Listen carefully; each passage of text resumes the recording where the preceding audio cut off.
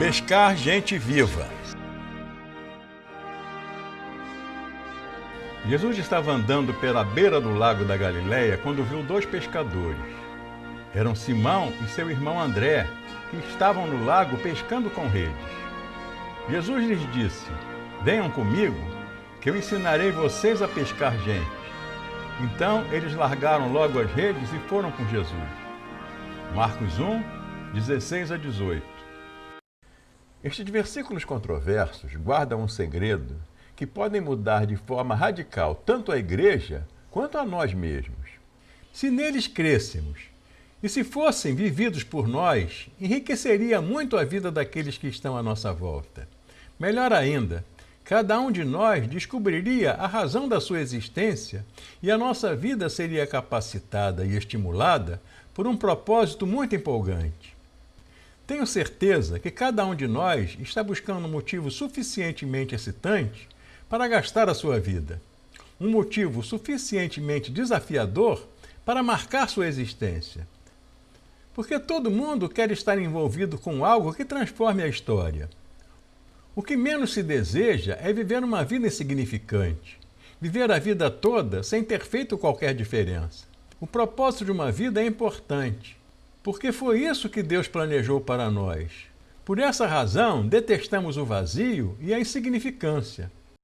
Mas o que tem de tão espetacular nesse texto bíblico para transformar radicalmente tudo isso? Cada um de nós nasceu ligado à criação contínua de Deus. Nós nascemos não só para conhecer a Deus. Nós nascemos não só para experimentar o seu amor em Jesus Cristo. Nós nascemos não só para responder pela fé e nem para viver somente sobre a voz do Espírito Santo que habita em nós. Nós também nascemos para reproduzir a nossa fé nos outros. Esta é a criação contínua de Deus e nós fazemos parte dela. O propósito principal das nossas vidas é nos envolvermos com os outros de tal modo a dividirmos com eles a graça de Deus. Comunicar a esperança aos outros é a chamada definitiva de cada cristão. Vivemos assim até compreendermos que o trabalho mais importante de cada um de nós é o trabalho com as pessoas que nos circundam. Por isso nos foi dado o dom da comunicação do Evangelho, que é a expressão última do nosso ministério. Por mais que fizermos, se estiver faltando esse elemento em particular, esse contato estreito com as pessoas, estaremos perdendo o sentido real da vida. Estaremos perdendo a experiência mais sensacional que existe. Jesus passou esta experiência a 4 humildes pescadores. Leamos o texto novamente. Jesus chamou Pedro, André, Tiago e João para serem seus discípulos. Venham comigo e eu ensinarei a vocês a pescar gente. Jesus usou uma palavra que eles conheciam muito bem. Essa palavra no grego significa um tipo de pescaria que faz com que o peixe permaneça vivo até a hora da entrega. Então agora eles seriam pescadores de pessoas, mas iriam pescá-las do mesmo jeito que faziam no Mar da Galileia. Iriam pescar gente viva, algo que nunca havia sido tentado na história. Por isso, implicaria num extenso discipulado. Por isso é que foram chamados para serem discípulos, para andarem com Jesus pelas estradas e cidades da Galileia e da Judéia. Dessa comunicação de vidas e experiências, nasceriam os pescadores de gente viva.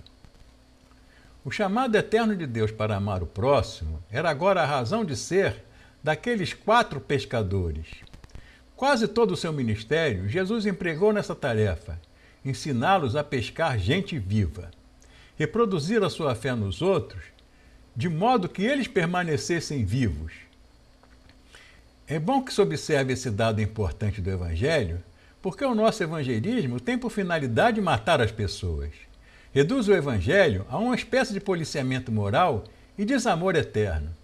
Sufocamos as pessoas com mandamentos, doutrinas e denominações antes mesmo que elas se tornem discípulos e discípulas. Seria esta a razão de tão poucos cristãos terem a capacidade de reproduzir a sua espécie? Todo o poder no céu e na terra nos foi dado para a comunicação do Evangelho. Mas ainda assim, nós, os cristãos, não passamos de uma plateia gigante de espectadores acomodados. Paulo Peniel certa vez disse: a nossa principal tarefa como cristãos é viver tão intensamente a nossa comunhão com Cristo a ponto dela ser contagiante. Se é de fato assim, então por que são tão poucos os cristãos que contagiam? Pois é a simples transmissão das nossas experiências com Cristo que conta. Aquilo que tem acontecido conosco em Jesus Cristo tem que gerar fruto. E o fruto planejado, tão esperado de Deus da parte dos cristãos, é outro cristão. Para os cristãos, o ato de dar fruto não é um favor que fazemos a Deus, muito menos um ponto em que marcamos em um placar no céu, e sim uma exigência dele para conosco. Não é apenas crer, não é apenas participar dos cultos, não é apenas contribuir, mas fazer tudo isso para ser produtivo. A timidez seria uma das causas? Pelo menos comigo é assim, porque eu sou tímido. Eu não gosto de falar com ninguém sobre as minhas experiências com Cristo. Mas mesmo sendo embaraçado e amedrontado para falar da minha fé, eu costumo dar conselho aos outros. Faço exortações e até prego sermões individuais sobre a vida deles. Mas na hora de falar do significado do Evangelho para mim, me recolho em um silêncio absoluto. Mas não existe um manual ou receita. Cada pessoa deve descobrir a sua maneira e a sua linguagem de comunicar a fé. Uma outra dificuldade nesse processo surge da nossa visão do que é de fato evangelização. Nós sempre temos pensado em evangelização como algo superior, uma imposição dos céus que deve atingir as pessoas de cima para baixo. Qualquer investida da nossa comunicação do Evangelho pressupõe uma superioridade em relação ao não cristão. Pensamos assim: eu sou bom e você não é. Eu estou no caminho e você está fora. Eu estou salvo, mas você está perdido. Eu sou amado por Deus, mas você, não sei não. Eu fui criado assim. Essa foi a minha igreja. Essa é a nossa igreja, nossa crença, nossa doutrina e nossa denominação falando alto. Mas na prática, nós não nos sentimos superiores desse jeito. Eu tenho lutado por anos contra essa face da moeda da ilusão. De um lado, o que me fizeram pensar que eu era. Do outro, como eu realmente me sinto diante das pessoas. Nós não somos superiores. Nossa crença não é a única certa. Nós não somos os únicos salvos. Nós não somos o único sal, nem a única luz. Nós não somos sequer o único curral desse imenso rebanho. É esse reconhecimento que nos torna aptos para a evangelização.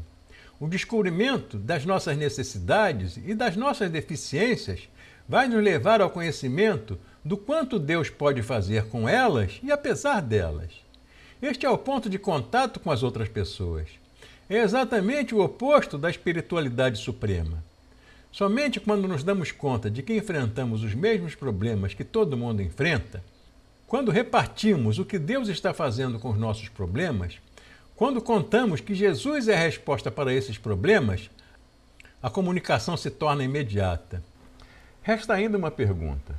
Com todos os problemas que eu tenho, como posso ainda me tornar um pescador de gente? Perdemos o segredo da comunicação quando imaginamos que para ajudarmos a outra pessoa, nós precisamos estar em melhor situação que ela. Se fôssemos esperar até sermos perfeitos, nunca faríamos nada. Problemas pessoais, problemas familiares, a dificuldade da vida em sociedade e o pluralismo das nossas vidas, tudo isso é levado em conta quando Jesus nos ensina a ser pescador de gente. Nosso caráter foi curado por Cristo. Nossa vida transformada pelo seu amor. Então, o nosso semblante tem que, de todas as maneiras, irradiar essa aceitação. Porque somente a pessoa que é aceita por Deus pode aceitar os outros. É difícil demais para qualquer um simplesmente aceitar os erros dos outros, principalmente os erros que nós mesmos cometemos. É realmente um aprendizado constante que pode levar o curso de uma vida inteira, mas não importa. O importante é ter a consciência da necessidade do outro. Porque toda pessoa tem que ter alguém em sua vida que se preocupe com ela e que esteja ao lado dela em tudo. Feliz é a pessoa que tem esse alguém.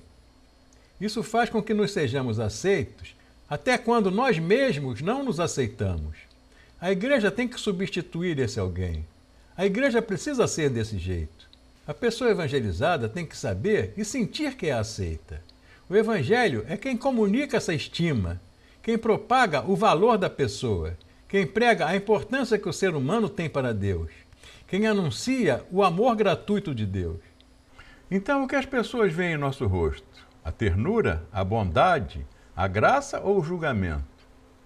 Outra coisa importante na evangelização é que não temos que convencer quem quer que seja de nada.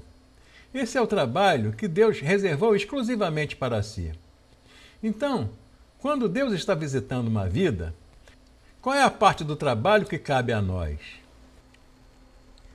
Temos que ser tão somente um ambiente onde a pessoa possa falar, onde possa se expressar, onde possa se expor e onde possa repartir tudo aquilo que está passando.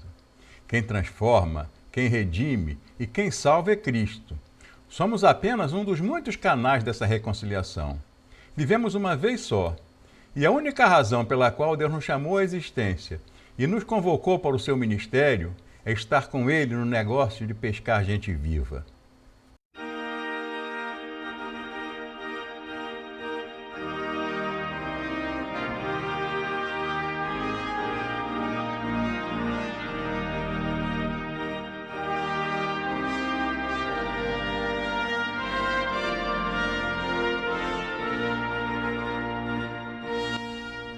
Encarecidamente, nós pedimos que você comente esse vídeo, se inscreva no canal, compartilhe com os amigos e deixe seu like.